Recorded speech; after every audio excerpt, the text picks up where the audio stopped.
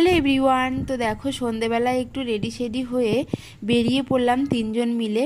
যাব আজকে একটু মেলাতে। আমরা যেখানে থাকি এখানে ছোট্টখাট্ট একটা বেশ সুন্দর মেলা হচ্ছে। কী উপলক্ষে মেলা হচ্ছে সেটাই তো তোমাদেরকে বললাম না। কালকে যেহেতু গণেশ পুজো ছিল, গণেশ পুজো উপলক্ষেই মেলা হচ্ছে। বেশ দুটো তিনটে প্যান্ডেল হয়েছিল এখানে। আমরা একটা প্যান্ডেলই ঘুরে ঘুরে দেখেছিলাম। দেখো তোমাদের সাথে কথা বলতে বলতে মেলাতে চলেও এসে প্রথমে আমরা আগে ঠাকুরটা দর্শন করে নেব, তারপরে ঘোরাঘুরি খাওয়া দাওয়া পরে হবে। মামাম যেহেতু ছোট আর ঘরে সারাদিন আমি আর মামাম একাই থাকি, তাই কাছে পিঠে কোনো মেলা হলে আমরা কিন্তু দেখতে যাই। আমার মামাম বাইরে বেরোলে ও ভীষণ আনন্দ পায়। সারাদিন যেহেতু ঘরে একা একা থাকে, আমারও সময় মতো সব জায়গায় নিয়ে যাওয়া হয় না।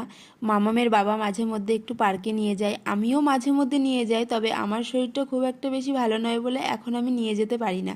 বেশ কয়েকদিন আগে আমার জ্বর হয়ে শরীরটা ভীষণই খারাপ হয়ে গেছে, তাই আমি ওকে আর নিয়ে যাই না, মামামের বাবাই নিয়ে যায়। তো দেখো মেলায় এসে আগে প্রথমে আমরা ঠাকুরটা দর্শন করে নিচ্ছি। ওই যে তোমরাও দেখে নাও আমার সাথে সাথে।